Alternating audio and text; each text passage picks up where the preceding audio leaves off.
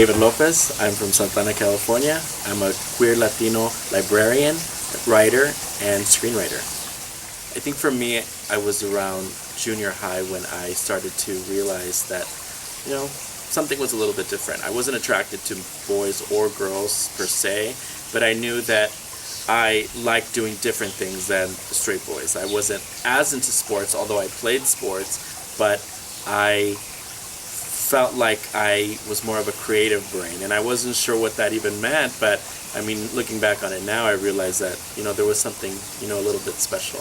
It wasn't until I got to high school that I realized that trying to keep up with society and what everybody was trying to tell me to do, and liking girls and dating girls and going out with them was kind of awkward for me, and I was forcing something that I really wasn't part of who I was. Hard. And even after that, college, when you're still, who you are and you know what you want from life, you go into the professional world and you're still not sure if it's okay to be really who you are, because you're afraid that people might, label you and categorize you one way and not give you an opportunity because you're gay, or because you're trans, or because you're queer, or however you identify. So it's always been a very difficult thing for me to be out in society, although people know that I'm gay and I live my life the way that I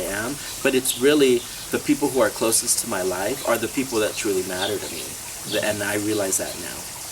I found out about the story of the 41 through a friend of mine who was a Spanish professor at community college, and she messaged me one day and said, "Hey, do you know about the story of the 41? And I was completely clueless, actually. So she gave me a little bit of information because she had attended a seminar at Tulane University, and I, did some research, and I came across this amazing research book, the famous 41, and I went through it in hours, and it was just like this refreshing story that happened over 100 years ago, and I could personally identify with the characters in there, because at certain points, people turn against them. People turn against them who they feel were very close to them. And I feel like, while that may not be 100% what has happened in my life, this is 100% what is happening now in the LGBT community.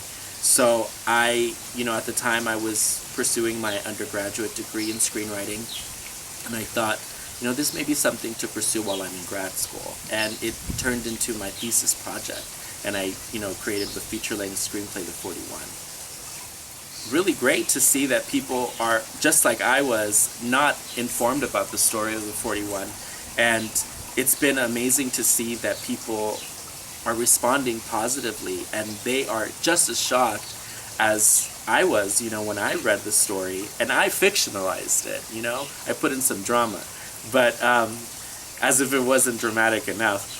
But, people have really liked the way that I've fictionalized certain characters that have been, there are records of pamphlets and satires that were written in the newspapers in 1901, and people really have responded to the way that I've kind of created these modern day characters out of these people, because really it's an everyman story. I would tell myself to take advantage of things earlier.